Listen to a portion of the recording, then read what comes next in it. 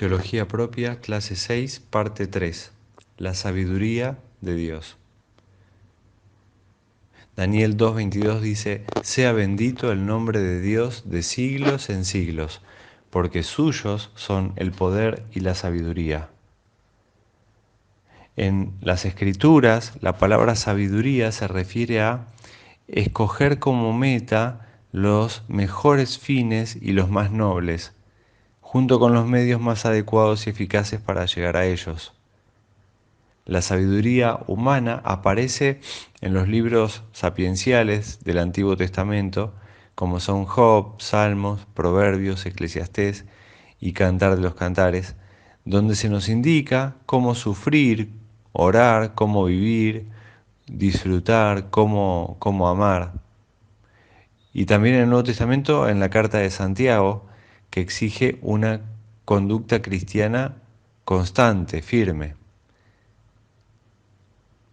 La sabiduría significa que nuestra meta sea el temor de Dios, es decir, la adoración reverente, el servicio dirigido a Dios, y cultivar la prudencia, la fortaleza, la paciencia y el celo como medios para lograr este objetivo, esta meta del temor de Dios.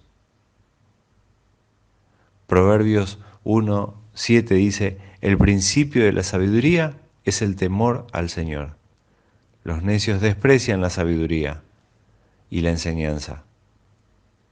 En capítulo 9, el principio de la sabiduría es el temor del Señor.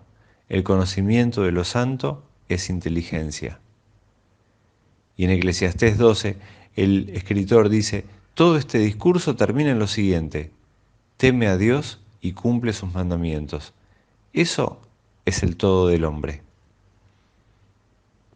Nosotros vemos la sabiduría de Dios en sus obras de creación, conservación y redención. Está en el hecho de que haya tomado su propia y su decisión de alcanzarla en primer lugar, creando una maravillosa variedad de cosas y de personas. Y en segundo lugar, por las manifestaciones, las formas bondadosas en que Él controla todas las cosas. En tercer lugar, por la sabiduría redentora de Cristo crucificado y por la iglesia que resulta al final. La manifestación de la sabiduría de Dios comprende la expresión de su voluntad en los dos sentidos que tiene esa frase. En el primer sentido, el más fundamental, la voluntad de Dios es su decisión, o lo llamamos su decreto, acerca de lo que va a suceder.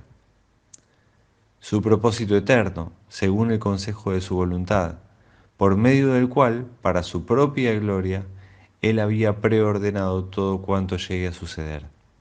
Esa es la voluntad de Dios con respecto a los acontecimientos, de la que se habla en Efesios 1:11.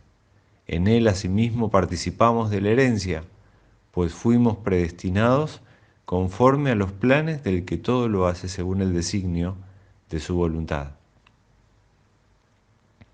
Y en segundo lugar, la manifestación de la sabiduría de Dios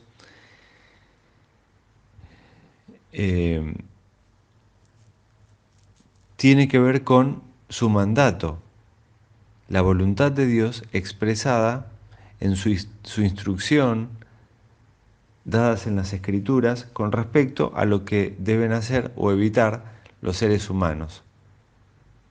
Esto en ocasiones se llama la voluntad preceptiva de Dios. Algunas de sus exigencias están arraigadas en su carácter santo, que nosotros debemos imitar.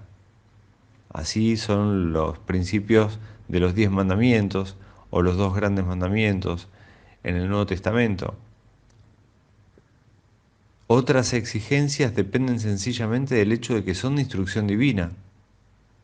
Es decir, no necesariamente porque traten de reproducir el carácter santo de Dios, sino simplemente porque Dios las emite. Por ejemplo, la circuncisión, las leyes del Antiguo Testamento con respecto a los sacrificios, a la pureza, o en el Nuevo Testamento con respecto al bautismo y la Santa Cena. Sean como fueren, todos obligan por igual a la conciencia, y el plan de Dios sobre los acontecimientos incluyen las buenas obras de obediencia que han de realizar aquellos que crean, como enseña Efesios 2:10. Algunas veces es difícil creer que una obediencia que cuesta, que renuncia, que se entrega, que nos pone en desventaja con respecto al mundo, como suele suceder con la obediencia leal a Dios siempre, cuesta creer que ese tipo de obediencia forme parte de un plan predestinado para promover tanto la gloria de Dios como nuestro propio bien. Y sin embargo debemos glorificar a Dios, creyendo que así son las cosas, y que un día veremos que es cierto, porque su sabiduría es suprema y nunca falla. Dar a conocer su voluntad preceptiva, su ley, la expresión de su voluntad en la palabra de Dios, y al mismo tiempo gobernar las respuestas que dé a ella el libre albedrío humano, es uno de los medios por los cuales Dios realiza su voluntad en los sucesos históricos, es decir, en nuestras propias vidas. Aun cuando la respuesta sea de incredulidad y de desobediencia. Pablo ilustra esto cuando les dice a los romanos que la incredulidad de Israel tiene su lugar en el plan de Dios para la extensión del Evangelio. En Romanos capítulo 11 me estoy refiriendo. Cuando Pablo se da cuenta de esta verdad, hace la exclamación: ¡Oh profundidad de las riquezas, de la sabiduría y de la ciencia de Dios! A Él sea la gloria por los siglos. Amén. Y que ese también sea nuestro clamor, al comprender la enorme sabiduría de Dios, controlando, guiando, orientando nuestras vidas.